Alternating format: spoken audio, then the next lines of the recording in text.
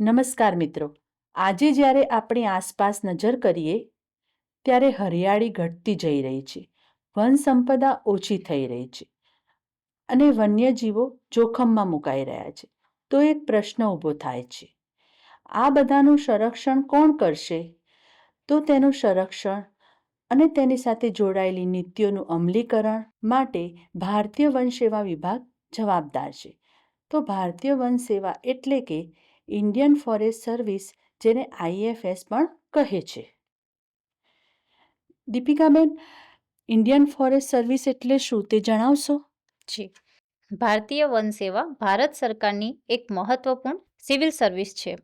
આ સેવામાં કાર્ય કરતા અધિકારીઓ જંગલો, વન્યજીવન અને પર્યાવરણના સંરક્ષણ માટે કામ કરે છે. IFS અધિકારીની જવાબદારી દેશની કુદરતી સંપત્તિની રક્ષા કરવાની છે.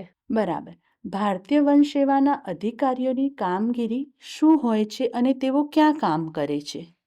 જી, ભારતીય વન સેવા અધિકારીની કામગીરીની વાત કરું તો જંગલો અને વનોનું રક્ષણ કરવું, વન્યજીવોની રક્ષા કરવી, જંગલમાં આગ અટકાવવી, વૃક્ષારોપણ કરવું, કુદરતી સંસાધનોનું સંચાલન કરવું, વન વિભાગની યોજનાઓ અમલમાં મૂકવી.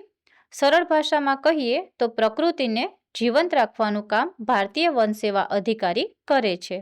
અને તેઓ ક્યાં કામ કરે છે તેની વાત કરું તો જંગલ વિસ્તાર અને વન વિભાગના કચેરીઓમાં તેઓ કામ કરે છે. તે સિવાય વન્યજીવ અભયારણ્ય અને રાષ્ટ્રીય ઉદ્યાન, રાજ્ય અને કેન્દ્ર સરકારના પર્યાવરણ વિભાગોમાં, ફિલ્ડમાં જેમ કે ગ્રામ્ય અથવા જંગલ વિસ્તારમાં નિરીક્ષણ કાર્ય પણ તેઓ કરે છે. આમ તેઓ મોટાભાગે જંગલ અને પર્યાવરણ સંબંધિત સ્થળોએ કામ કરે છે. IFS અધિકારી બનવા માટે વ્યક્તિગત ગુણો કેવા હોવા જોઈએ?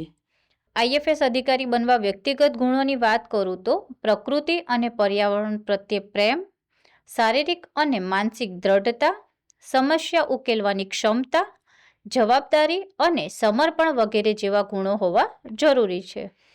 IFS અધિકારી બનવા માટે શૈક્ષણિક લાયકાત અને ભરતી પ્રક્રિયા વિશે સમજાવશો?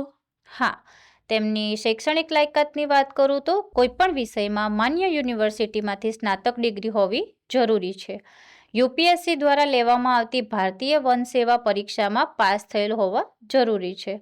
વયમર્યાદાની વાત કરીએ તો સરકારશ્રીના ધારાધોરણ મુજબ હોય છે. અને ભરતી પ્રક્રિયાની વિશે વાત કરું તો પસંદગી પ્રક્રિયા 3 તબક્કામાં હોય છે. એક પ્રિલિમ પરીક્ષા, બીજું મેઇન પરીક્ષા, ત્રીજું ઇન્ટરવ્યૂ. પસંદગી બાદ અધિકારીઓને વન વ્યવસ્થાપન, પર્યાવરણ, કાયદા અને શારીરિક તાલીમ આપવામાં આવે છે.